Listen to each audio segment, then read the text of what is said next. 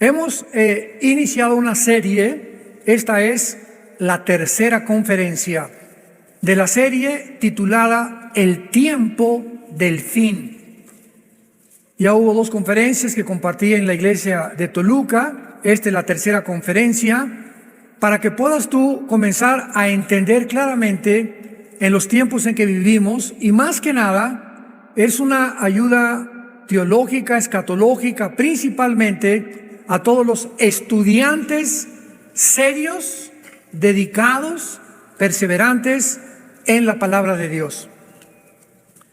El libro de Daniel termina en el capítulo 12, y en el capítulo 12 rápidamente voy a hacer un resumen. Comienza diciendo el primer versículo, que es la clave: en aquel tiempo se levantará Miguel, el gran príncipe que está de parte de los hijos de tu pueblo, y será tiempo de angustia, cual nunca fue, desde que hubo gente hasta entonces. Pero en aquel tiempo será libertado tu pueblo, todos los que se hayan inscritos en el libro. El capítulo 12, Daniel, después de compartir visiones en el capítulo 2, capítulo 7, capítulo 8, capítulo 10, capítulo 11 y culminando con el capítulo 12, él ha hablado durante todo el libro del tiempo final. Todas las profecías del libro de Daniel están apuntando hacia los últimos 7 años del final de las profecías de Israel, no de la iglesia. Porque hay un tiempo final para la iglesia y hay un tiempo final para Israel. Entonces, cuando la Biblia habla del último tiempo, los tiempos finales, los postreros días, tenemos que diferenciar y entender dentro del contexto a qué se está refiriendo el Espíritu Santo. Si es a los tiempos finales de la iglesia o es a los tiempos finales de Israel. Muy bien. El tiempo final para nosotros, la iglesia, termina con el arrebatamiento. En cuanto millones de personas desaparezcamos del mundo, en ese momento la iglesia desapareció y nos vamos al cielo. Mientras tanto pasan 7 años aquí en la tierra, que se llama la 70 semana de Daniel, o los últimos 7 años que Dios le dio a través del ángel a Daniel en el capítulo 9 del libro de Daniel. Entonces nosotros estamos en el cielo, donde Dios nos va a preparar y Dios va a condicionarnos y Dios va a poder seleccionarnos mientras estamos en el cielo y en la tierra pasan los 7 años de la tribulación. ¿Quiénes de nosotros vamos a gobernar en el milenio? Entonces va a ser una prueba tremenda allá arriba. Dice 2 Corintios 5 el apóstol Pablo que vamos a ser responsables de todo lo que hicimos mientras estábamos en el cuerpo. Desde luego desde el momento de la conversión, porque todo lo que tú hayas hecho antes de ser convertido, traficante de drogas, prostituta, transgénero, borracho, parrandero, jugador, abortaste 10 veces, no importa lo que hayas hecho antes de convertirte, está sepultado en el océano. Ya no hay nada del pasado que Dios tenga contra ti ni contra mí. Es desde el momento de nuestra conversión que comienza a contar nuestras obras, las que hayan sido motivadas por el amor a la iglesia de Jesucristo, por el amor a la verdad, por el amor a la predicación de la palabra. Entonces es importante, porque cuando dice en Daniel 12, en aquel tiempo, esta palabra tiempo es Enrique, T de tío, H, apúntalo ahí en tu Biblia. Por eso siempre les digo, dichosos los que traen su Biblia, o si no, apúntalo ahí en tu mano, no sé, un pedazo de papel, pero por favor ya tómale amor a la palabra. Esta palabra es una de las palabras que se usa para el tiempo, que se traduce en el griego kairos. O sea, es el sinónimo en el griego de kairos. ¿Cuál es el tiempo kairos? El tiempo específico. Lo explico. Hay dos tiempos en la Biblia de Dios. El tiempo cronos, cronológico, de enero, febrero, marzo, abril, mayo. Agarras tu calendario, 2024, voy a hacer mi agenda cronológicamente, voy a decir qué hago en mayo, qué hago en junio, etcétera, etcétera. Ese es el tiempo cronos. Pero el día de tu cumpleaños es un día especial de todo el año, ¿correcto? Ese día es Kairos. El Día de las Madres es un día especial para ellas, aunque todos los días deben ser Día de las Madres, es el tiempo Kairos. En Navidad el 24 es un tiempo especial donde aprovechamos para ganar a almas y para hablar de Cristo y darnos regalos. Es un tiempo Kairos. Entonces el tiempo Kairos es un momento específico escogido por Dios. Cuando Cristo nació, Gálatas capítulo 4, en la consumación de los tiempos, Dios levanta a una mujer, María, para que nazca su hijo. Cristo nace en el tiempo Kairos, en un momento especial de la historia. Entonces cuando dice Miguel, en aquel tiempo, Miguel está relacionando del versículo 40 del capítulo anterior de Daniel al versículo 45, donde Daniel 11, 40 al 45, se está hablando de las últimas guerras del anticristo. Y el anticristo entra a la guerra cuando los primeros 3 años de la tribulación no va a haber guerra. Va a ser un tiempo supuestamente de paz, va a firmar un tratado, les va a permitir a los judíos reconstruir el templo, pero exactamente cuando el anticristo entre al templo judío, al lugar santísimo, y ponga en el lugar santísimo para los judíos la abominación desoladora que Daniel menciona, que significa una imagen de él. No sé si va a ser de inteligencia artificial, o va a ser un robot, o va a ser algo que pueda manifestar y claramente que parezca que tiene vida, pero cuando él ponga esa imagen, desde ese momento comienza la persecución más cruel, más sanguinaria de toda la historia contra los judíos y contra el pueblo cristiano que en aquel tiempo se haya convertido durante la tribulación. Entonces cuando dice Miguel, en aquel tiempo, está hablando exactamente de los últimos 3 años y medio de la tribulación. ¿Me van siguiendo? Muy bien. Ahora veamos algo importante antes de pasar a corroborar esto, que esta frase que se usa, en el libro de Daniel se usan 2 frases, por favor apúntenlas, estudiantes de escatología que les interesan las profecías bíblicas.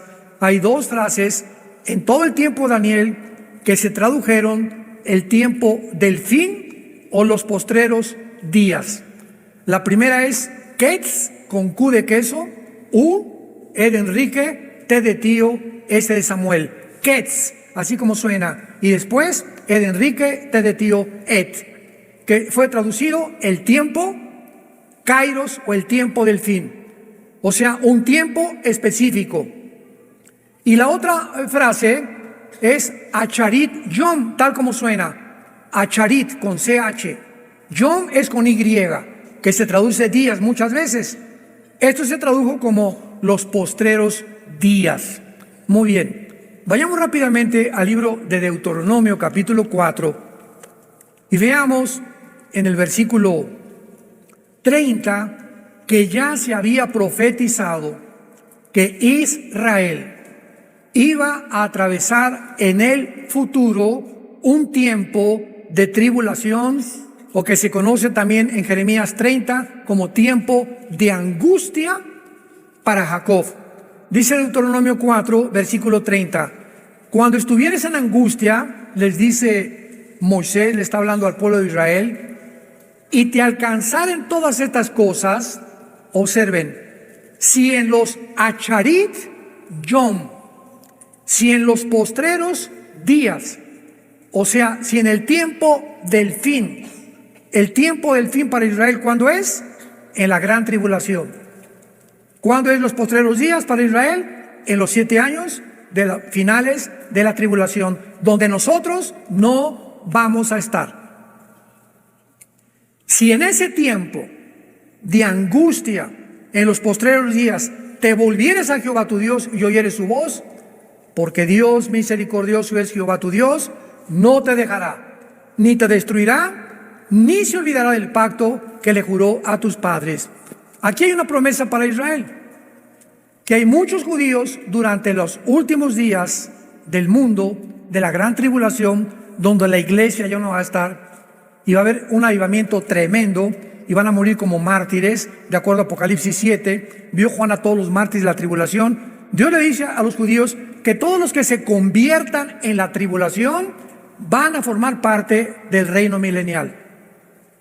Entonces, no todos los judíos se van a salvar, como tampoco no todos los gentiles se van a salvar, solamente aquellos que hayan puesto su confianza en Jesucristo. Veamos esto en Isaías capítulo 26, que es otro pasaje que nos habla claramente acerca de esta promesa de Dios. Isaías 26, versículo 20 y 21. Anda, está hablándole a Israel. Anda, pueblo mío, entra en tus aposentos, cierra tras ti tus puertas, escóndete un poquito por un momento, en tanto que pasa la indignación. ¿Qué indignación está mencionando aquí Dios? Porque he aquí que Jehová sale de su lugar para castigar al morador de la tierra por su maldad. Escúchenlo, directores de las Naciones Unidas. Escúchenlo todos los políticos y todos los que en este tiempo ya están tomando partido, América o Chivas. Tú no te puedes poner la camiseta a la mitad, América y abajo Chivas. ¿Sabes una cosa? Tú tienes que decidir a qué equipo te colocas, o a qué equipo vas a seguir, o a qué amo vas a seguir. Y este es el tiempo impresionante que una película como esta del Sonido de la Libertad haya causado tal conmoción en el mundo, que todos comienzan a preguntarse, las televisoras cristianas, todos los de la derecha, ¿verdad? Todos los que estamos del lado de la familia, de la ética, de la moral, de los mandamientos de Dios, de que estamos en contra de todo lo que no es más que dos géneros, y los que están en contra, y se están levantando compañías, te repito, como Disney, compañías de coches, compañías de televisoras, de radio, partidos políticos. No pasen esa película, inmediatamente se colocan, ya se pusieron la camiseta. Estamos a favor de la pedofilia. Increíble. Jesús dijo: ha venido a traer espada. Y nunca como ahora la humanidad está siendo dividida, donde ya nosotros claramente estamos viendo quién es quién por la forma que apoya a ciertas tendencias en el mundo actualmente. Y eso es lo que va a determinar tu futuro eterno. Anda, pueblo mío, entra en tus aposentos, escóndete mientras que pasa la indignación, porque Dios va a castigar al morador de la tierra por su maldad contra él. La tierra descubrirá la sangre derramada sobre ella, más de 15 millones, 20 millones de abortos. ¿Escuchaste? Más de 15, 20 millones de abortos.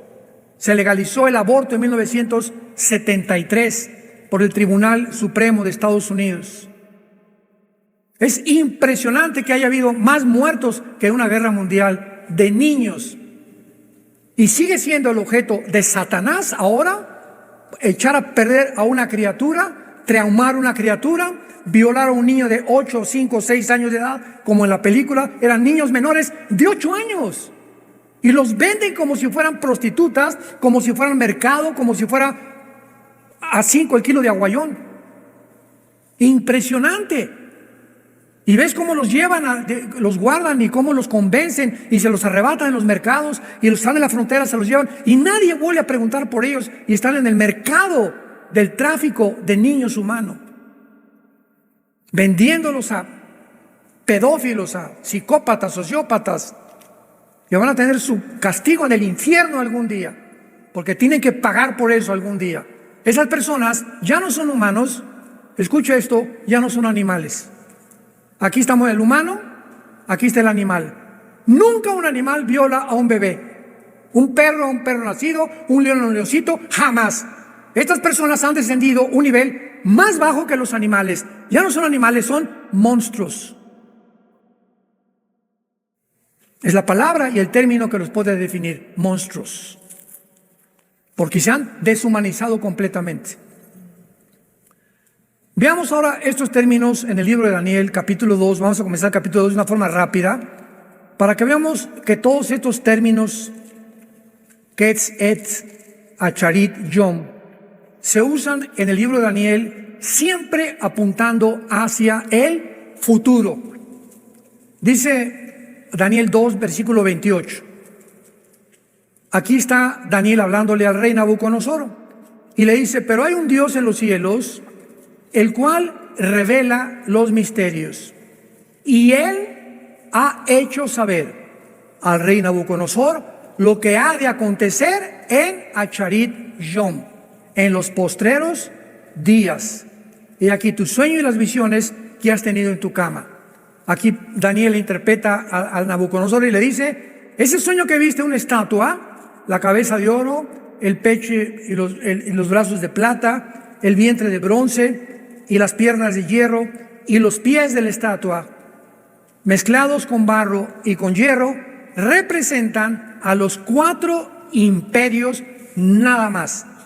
Desde hace 2600 años que se escribió Daniel hasta la segunda venida de Cristo, solamente bíblicamente habrá 4 imperios que van a gobernar el mundo. Y desde ese entonces fue Babilonia, que es la cabeza de oro, los medos y los persas, que es lo que representa el metal que sigue, y después el bronce, el imperio griego, que derrotó a los persas, Alejandro el Magno, y de acuerdo a la historia, el cuarto fue Roma. Y Roma se representa con las 2 piernas porque Roma se divide. En el año más o menos 475, Roma se divide en el occidente y en el oriente. Se queda en el occidente Roma como capital y en el oriente se queda Constantinopla, que es Estambul o Turquía moderna. Y durante más o menos 1500 años, este imperio romano de alguna forma prevaleció en el oriente y vinieron los otomanos turcos, que durante casi 500 años gobernaron el mundo, ¿verdad? Bueno, no el mundo porque no controlaron todo el mundo, pero vencieron a Roma oriental y hasta 1923. Después de la Primera Guerra Mundial, vinieron los ingleses, vencieron a los otomanos turcos y entonces los ingleses se apoderaron del Medio Oriente. De 1923 a 1945, que los judíos regresaron más o menos a su tierra en el 48, del 23 al 45, el Medio Oriente no era geográficamente como tú lo ves actualmente en un mapa, sino que llegaron los ingleses con algunos de Francia y dijeron: Jordania va a estar aquí, a Israel le vamos a tocar esta parcela, a Siria esta, a Egipto esto. El Medio Oriente lo arreglaron geográficamente los ingleses. Y todo fue preparado para que en el 48, 3 años después de la Segunda Guerra Mundial, regresara Israel como una nación independiente, soberana ante el mundo entero. Entonces Daniel le está interpretando esto. No me quiero profundizar porque ya es otro tema, pero veamos ahora enseguida a el versículo 45 del mismo capítulo 2 de Daniel. Y ya al final de esta explicación, Daniel le explica y le dice al rey Nabucodonosor, Daniel 2:45, de la manera que viste que del monte fue cortada una piedra, no con mano, la cual desmenuzó el hierro, el bronce, el barro y la plata, que son los metales que formaban la estatua, y el oro, el gran Dios ha mostrado al rey lo que ha de acontecer a Acharit Yom, en lo porvenir. En otras palabras, cuando esta visión de la estatua la vio Daniel, de repente una piedra golpeó contra los dedos de la estatua en los pies. Y estos 10 dedos de la estatua que descienden de Roma, ¿quiénes son las dos piernas? El Imperio Romano.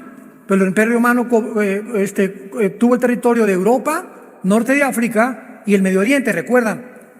El Imperio Romano tuvo Europa, no solamente Europa, el norte de África y el Medio Oriente. Entonces, si se dividió entre el occidente y el oriente, y hay 5 dedos acá y 5 dedos allá, el último gobierno mundial, escuchen esto con mucha atención, de acuerdo a las Sagradas Escrituras, se formará un G10.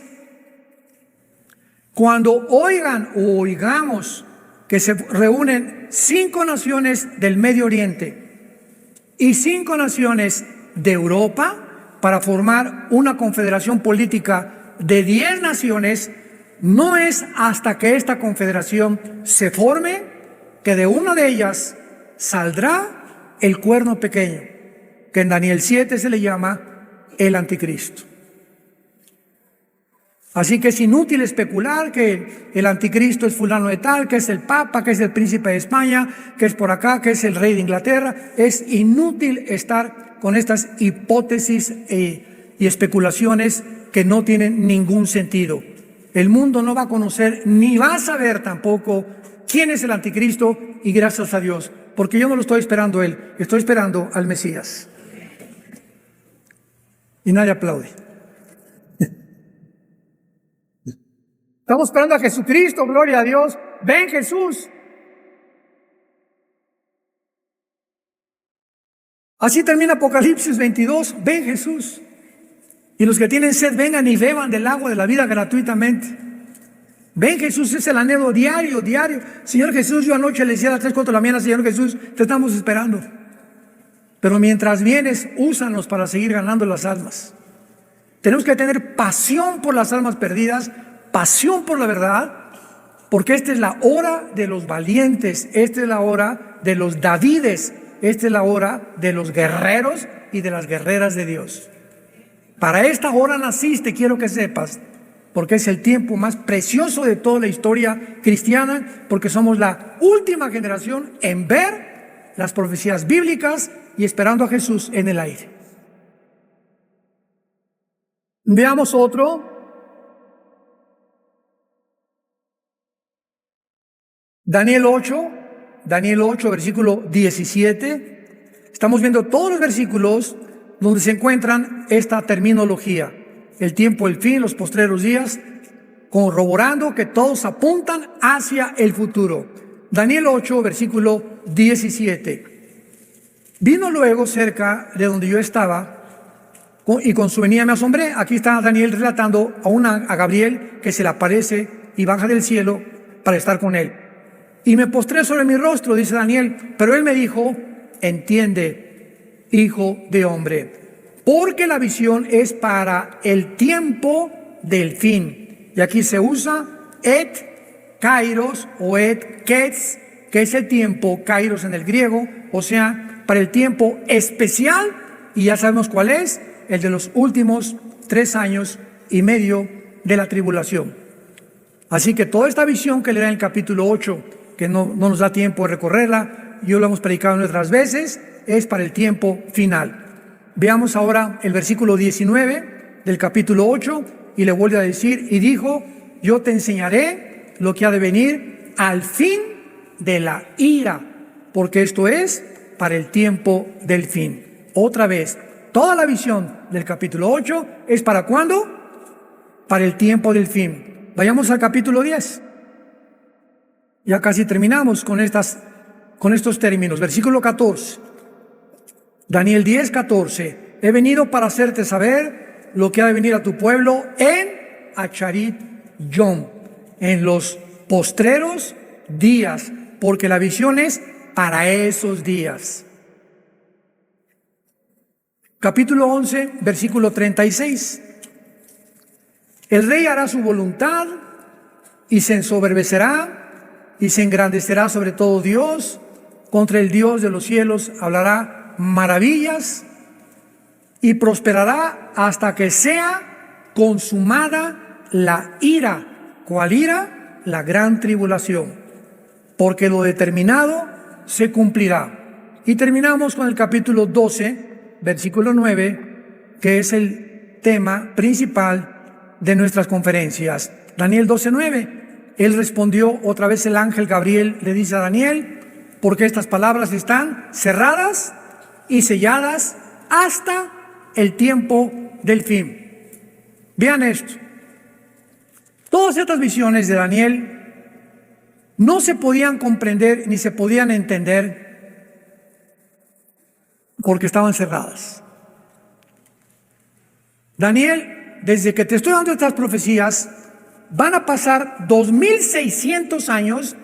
En ninguna época de la iglesia, ni de los padres, ni de la Reforma, ni del Renacimiento, ni de la época de las misiones, 1800, 1900, nadie va a entender estas visiones, ni los imperios, ni nada, hasta los que vivan la última generación.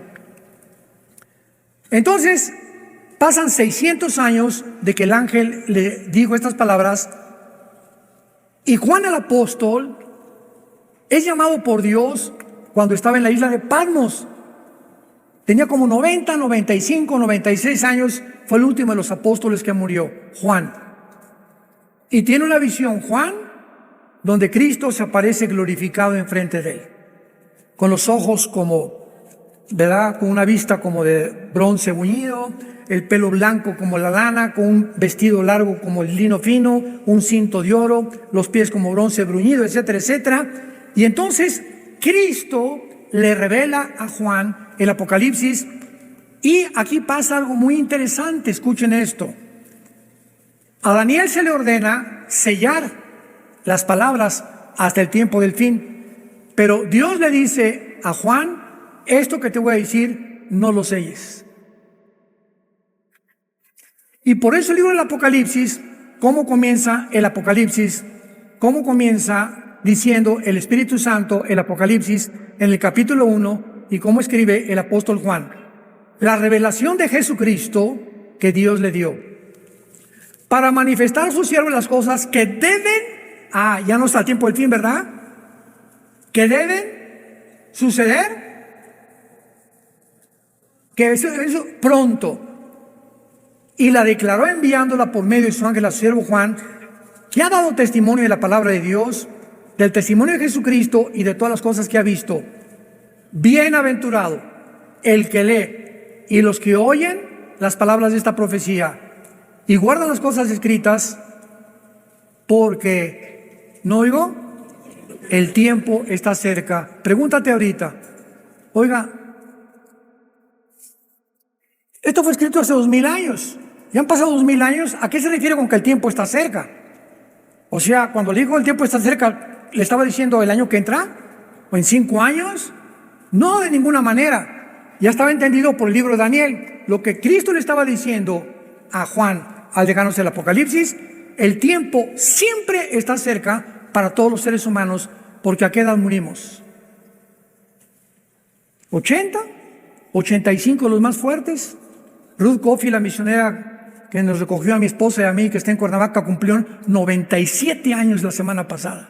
Una mujer de Dios, Ruth Coffey, la honramos y oramos siempre por ella.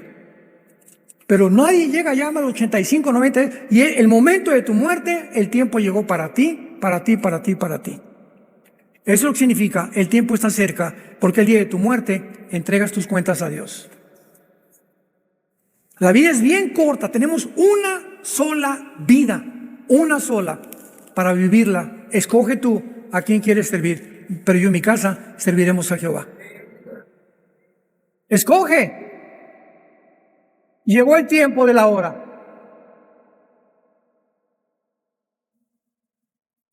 Muy bien, ahora veamos, regresamos al libro de Daniel. Y veamos ahora todo lo relacionado con el tiempo de la gran tribulación. Porque así termina el libro. En aquel tiempo está relacionándolo con los últimos 5 versículos del capítulo anterior. El ángel, en aquel tiempo, ¿cuál tiempo? ¿Cuál tiempo está hablando? Un tiempo específico. Se levantará Miguel.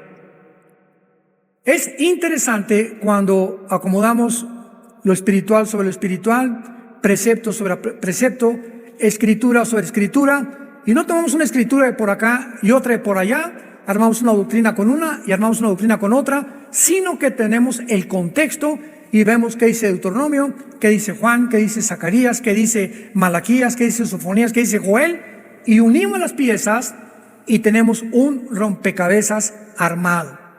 Y así es como se traza la palabra de Dios. Requiere diligencia, perseverancia, entrega, dedicación, pero más que nada, disciplina. Veamos ahora claramente de qué forma la Biblia nos muestra que desde el Antiguo Testamento, como en el Nuevo Testamento, ya se estaba describiendo o enseñando los postreros días que serían de angustia. Por ejemplo, el arcángel Miguel le dice, en aquel tiempo, o sea, el tiempo en que el anticristo, porque vean cómo termina Daniel 11, versículo 44-45. Vean cómo termina Daniel 11, 44 y 45, está hablando del anticristo. Pero noticias del oriente y del norte lo atemorizarán. Saldrá con gran ira para destruir y matar a muchos, y plantará las tiendas de su palacio entre los mares y el monte glorioso y santo, mas llegará a su fin y no tendrá quien le ayude. ¿A qué tiempo se refiere aquí el Espíritu Santo del anticristo? Al final de la carrera del anticristo, a los últimos 3 años y medio que le quedan. Esto nos habla que el anticristo, después de firmar el tratado con los judíos, no va a vivir en Israel. Posiblemente se vaya a Irak o a la región de la antigua Mesopotamia, significa entre dos ríos, que era Irak y Siria, que es la zona geográfica en la que estaba dividida el Medio Oriente en la antigüedad, en el Antiguo Testamento. Entonces parece que el anticristo va a estar en Irak, porque en esa zona, Irak, Arabia Saudita, Kuwait, se va a levantar el centro comercial más grande del mundo en los próximos meses, en los próximos años, que termina en Apocalipsis 18. ¿Se acuerdan ustedes? La ramera en el capítulo 17, el gran centro comercial en el capítulo 18 del Apocalipsis, donde todos los reyes de la tierra van a negociar y nadie ahí va a comprar sin estar marcado con el 666. Todos los que quieran comprar en el centro comercial, entonces el anticristo va a llegar el tiempo en que muda, dice aquí, y entonces plantará las tiendas de su palacio entre el monte glorioso que es Jerusalén. El anticristo muda sus cuarteles generales a la ciudad de Jerusalén, que es ya el final de su carrera. Como lo sabemos, porque estando él en Jerusalén, noticias del oriente lo atemorizarán, tal vez como dice Apocalipsis 16, del 12 en adelante, y vi a los reyes del oriente que venían a la guerra del Armagedón, mientras el anticristo está ahí en el valle del Meguido. Todos los que fuimos a Jerusalén hace algunos días, es impresionante el valle del Meguido. Ahí Napoleón Bonaparte dijo, aquí será la tercera guerra mundial. Así lo expresó Napoleón Bonaparte antes de morir, cuando estaba en el valle del Meguido en Israel. Entonces ahí va a ser la tercera guerra mundial, el Armagedón. Entonces la Biblia está hablando en aquel tiempo, es los tiempos finales del anticristo. ¿Se fijan cómo vamos hilando? Para ir determinando en qué tiempo está hablando la Biblia. Ahora vamos a corroborarlo con Apocalipsis 12, que esto ya confirma de una forma indubitable, inequívoca, que está hablando de los últimos años del anticristo y de la gran tribulación. Apocalipsis 12, versículo 7. Después hubo una gran batalla en el cielo. Miguel y sus ángeles luchaban contra el dragón, y luchaba el dragón y sus ángeles, mas no prevalecieron, ni se halló ya lugar para ellos en el cielo. ¿Por qué en Daniel 12 dice, y se levantó Miguel? Porque el arcángel Miguel está puesto como protector de la nación de Israel. Es el arcángel más grande de los ángeles de Dios, con el título y el rango más elevado, el que está encargado de proteger a Israel a través, desde que Abraham, Jacob, Isaac fundaron la nación. Y entonces vino Egipto primero, la primera opresión, después vino Asiria contra Israel, Babilonia, Medo-Persia, Grecia, Roma, y a través de todos estos imperios los judíos sobrevivieron. Desaparecieron todos los demás tribus que había, ¿verdad? Todos los que se levantaron a su alrededor, nadie sabe que están enterrados en las arenas del desierto. Son expulsados 2000 años los judíos, 70 años después de Cristo, por negar al Mesías, y son repartidos en todas las naciones. Y en 1948 es la primera civilización. Señores historiadores, señores sociólogos, señores geólogos, antropólogos que nos escuchan, nunca en la historia existe un pueblo que haya sobrevivido 2000 años y que hayan sido dispersados por todas las naciones y que lleguen a su nación y no se les haya olvidado su idioma, su cultura, sus tradiciones, ni su religión. Nosotros los mexicanos, nicaragüenses, guatemaltecos, pasamos al otro lado. ¿Y cómo te llamas? Henry Ford. O sea, ya se nos olvida el español. O crecemos una cultura igual con los italianos, Yo me he encontrado cantidad, hay un señor Joe Paladino que lo conozco muy bien, que entrena a los motociclistas con motores Harley allá en Estados Unidos. Es un grande entrenador de motociclismo. Una vez le pregunté, ¿tú no hablas italiano? No, no hablo italiano. Y a todos que tengan así Capellini, Paladino, etcétera, etcétera, se les olvidó el italiano ya. Se les olvidó el francés, pocos hablan alemán ya. La cultura siempre tiende a absorbernos. No pasó así con los judíos. Pero no porque sean especiales ni más inteligentes, simplemente para demostrar que eran el pueblo que Dios había escogido y para que Israel sea la evidencia más grande que Dios existe.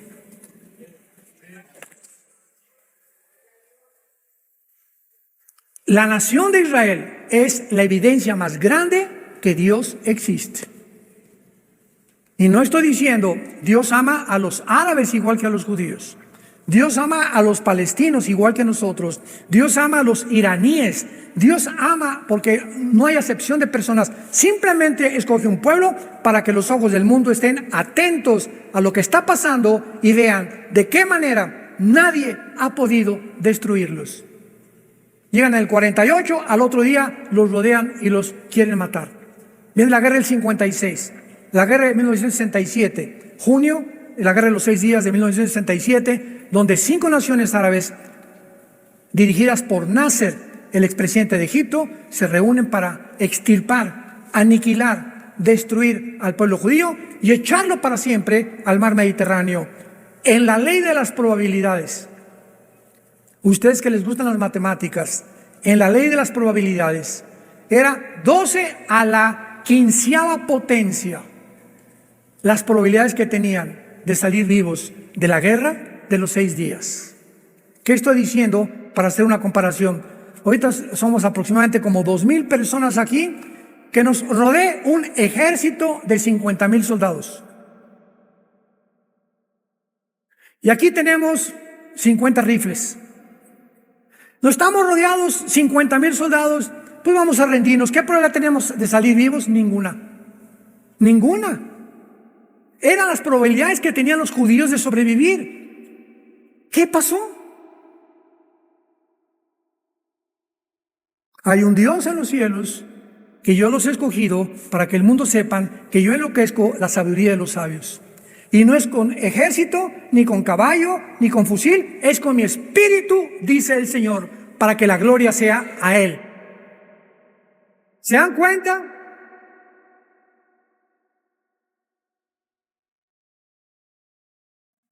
El 2 de junio se levantan 7, 8 pilotos judíos, se suben a sus aviones y ellos, sabiendo que los árabes a las 6:30 o 7 desayunan, a las 5:30 o 6 de la mañana vuelan sobre Egipto y arrasan con toda la aviación de Egipto.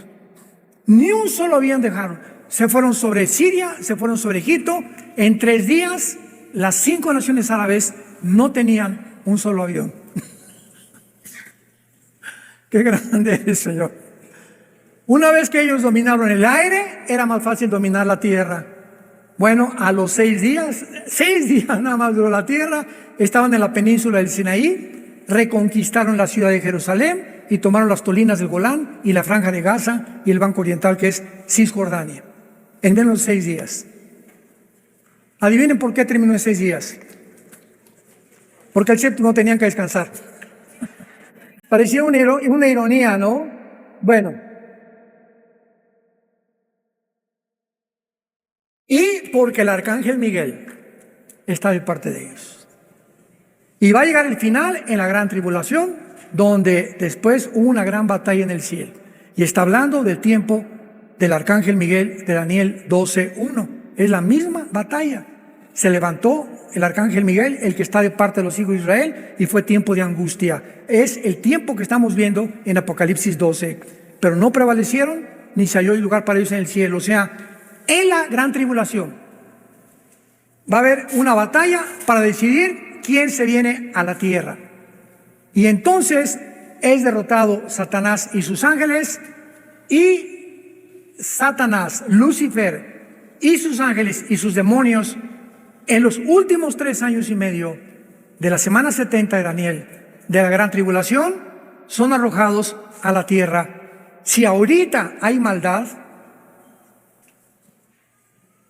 y él está todavía por ahí reguileteando en el aire arriba de nosotros, imagínense cuando esté aquí ya abajo, con sus ángeles caídos, que segurísimo van a tomar forma humana, y van a creer que son extraterrestres, tal vez me imagino que puede haber, porque ahorita está una obsesión con los ovnis, y no saben ni siquiera qué hay detrás del movimiento ovni, que son materializaciones de la energía satánica, son ángeles preparando el camino para que cuando venga el anticristo con los milagros, van a creer que son extraterrestres, porque los milagros que van a hacer no los puede hacer ningún ser humano, pues se vienen sobre la tierra, y lo explica aquí el versículo 12 de Apocalipsis, versículo 9. Y fue lanzado fuera el gran dragón. Hasta la segunda parte de la tribulación será lanzado del cielo. Ya Satanás no tendrá acceso al cielo. Todavía tiene acceso al cielo. Por eso dice primera de Juan, si hemos pecado, abogado tenemos para con el Padre, a Jesucristo el justo. Porque el cielo es un tribunal. Aquí está Dios en su trono, aquí está el acusador como en un juicio, y aquí está el abogado defensor. El acusador es el diablo. La palabra diablo significa acusador. Satanás significa enemigo. Su nombre no es acusador ni enemigo, su nombre es Lucifer. Entonces tú pecas y viene Satanás acusándote. Ve a Paquito lo que hizo antier, y esto y el otro, y ya viste lo que hizo Carmelita, y ya viste que se fue con otra mujer, y ya viste que están fornicando, y está viendo películas pornográficas. Y en ese momento Cristo, dice Hebreos, que vive para interceder por nosotros, no puede hacer nada. Y le abre la puerta de tu casa a los demonios, a tu vida, a tu mente, y comienzan a atormentarte y comienzan a provocar problemas en tu casa, con tus hijos, con tus nietos. Se te viene una bandada como no te imaginas, y Cristo está así cruzado. ¿Por qué? Porque dice, hasta que tú no digas, Padre, perdóname. En ese momento Cristo se pone en medio y dice, Satanás ya pidió perdón, no tienes nada contra él, y cierra la puerta de tu casa, de tu mente y de tu corazón a los demonios.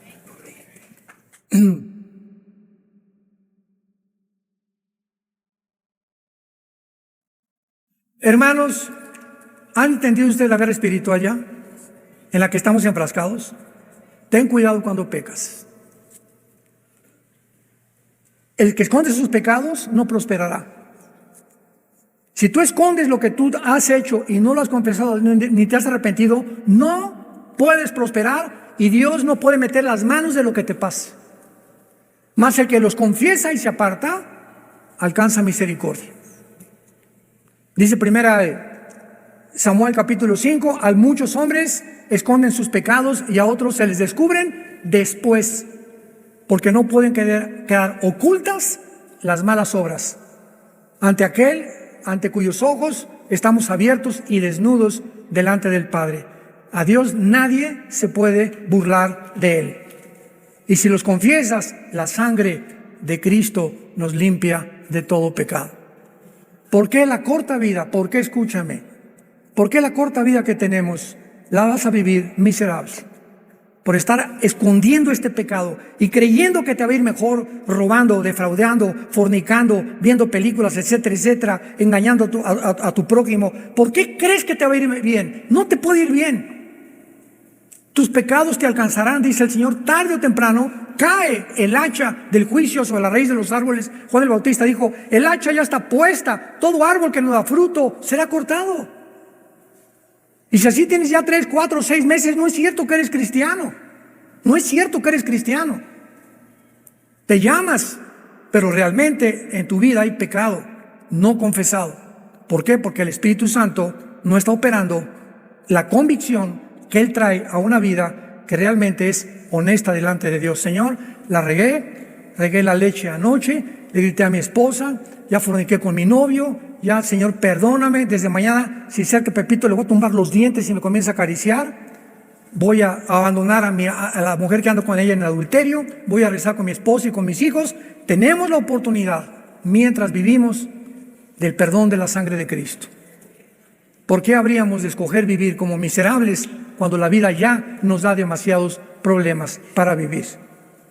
Y finalmente, dice Apocalipsis 12, que entonces fueron arrojados a la tierra, y oí una gran voz en el cielo, versículo 10, que decía, ahora ha venido, ahora estamos en la gran tribulación, la salvación y el poder y el reino de nuestro Dios, y la autoridad de su Cristo, porque ha sido lanzado fuera el acusador de nuestros hermanos, el que los acusaba delante de nuestro Dios. Cada cuando nos acusa Satanás, día y noche, dice Primera de Pedro, el león como león rugiente, el diablo como león rugiente, anda buscando, como un león desesperado por comida, está esperando una debilidad tuya, cualquier cosa que tú estés haciendo, pensando, para lanzarse y destrozar tus pensamientos, comenzarte a producir locura, que pierdas la brújula, ya no sabes qué es bueno, ya no sabes qué es malo, y puedes llegar a lo que dice Romanos 1, a tener una mente reprobada. ¿Qué significa una mente reprobada? Una mente que ya no discierne entre el bien y entre el mal. Y el mundo actualmente vive mentes reprobadas. Cuando comenzó el movimiento, tú no eres niño, eres niña, hay 3, 4, 5 géneros, inmediatamente discernimos los cristianos, todas esas personas ya tienen una mente reprobada, ya perdieron la brújula. Ya no saben qué es hombre, qué es mujer, ya no saben qué es bueno, qué es malo. A lo malo le llaman bueno, a lo bueno le llaman malo. Y comienza como un tsunami el diablo a propagar estas filosofías y estas ideologías para que la demás gente lo acepte como normal. Y cuando ya el público lo acepta como normal, es cuando dices, es una generación perversa y maligna. Para terminar, hace algunas semanas les conté, hace un tiempo, me mandaron un video como de 50 adultos completamente encuerados. Ya ni tanga traían, en bicicleta. Lo pueden, anda por ahí circulando. Desfilando en una calle de Estados Unidos, y cantidad de gente con sus niños de 4 o 5 años de edad, y pasaban en la bicicleta así, encuerados, viejos raboverdes, monstruos, porque es lo que eran, y se bajaban y le agarraban al niño y le daban la mano, y la mamá, ¡ah! Y yo les compartí y les dije, todos esos en las bicicletas son una bola de psicópatas, pero ¿saben una cosa? Están peor el público. Yo le dije a mi esposa, ¿te imaginas a nuestra nietecita llevarla a un lugar así, que vea hombres encuerados y mujeres encuerados? El trauma que les causan ya para que comiencen a acostumbrarse al sexo a los 3, 4 años de edad. ¿Qué les pasa a sus padres? ¿Cómo pueden ir a un desfile de los gays, del orgullo, con su familia? ¿Qué vas a ver? por el amor de Dios, están peor que los mismos que desfilan haciendo eso. Increíble, pero cierto. Y todavía cuando llegues a aplaudirlos, es cuando dices: mentes perversas y malignas, reprobadas por Dios. Porque ese fue el camino que escogieron. Pero yo y mi casa serviremos a Jehová. Te damos gracias, Padre, por tu palabra en esta tarde. Gracias, Dios y Padre de Jesucristo, que fue crucificado, enterrado y resucitado a los 3 días, y el cual está sentado a la diestra del Padre en las alturas, viviendo actualmente para interceder por nosotros, para defendernos de las acusaciones, para cuidarnos, protegernos con sus ángeles, que día y noche acampan alrededor de los que le temen. Riquezas, honra y vida son la remuneración de la humildad y el temor de Jehová. Gracias, Señor, por tan grande salvación. Es la hora de levantarnos, de despertar ante el mundo que nos rodea, que se está pudriendo a nuestro alrededor. Ya huele a basura donde quiera que volteamos. La humanidad como loca, y millones de personas aprobando las cosas que son ya en contra de la misma lógica, en contra de la misma razón, en contra de la misma ciencia, en contra de la misma biología. El mundo enloquecido. Es un mundo desarticulado, es un mundo rebelde, por lo cual tú tienes que juzgarlo en los 7 años de la tribulación. En esta tarde Dios te da la oportunidad que vengas a la cruz. Ustedes que nos ven por la televisión, te da el Dios la oportunidad de arrepentirte de tus pecados y que le digas estas palabras con todo tu corazón: Señor, perdona mi vida, perdona mis pecados. Creo que en la cruz tu Hijo pagó por ellos con su sangre, que a los 3 días resucitó de los muertos, por lo cual te pido, porque creo que vives, Señor Jesús, que entres a mi vida en este instante como mi Señor y Salvador. Te recibo dándote gracias por tan grande salvación, porque cuando muera moriré en paz, sabiendo que he sido perdonado, no por nada que haya merecido, sino por lo que tú hiciste en esa cruz, en mi lugar. En el nombre de Jesús. Amén.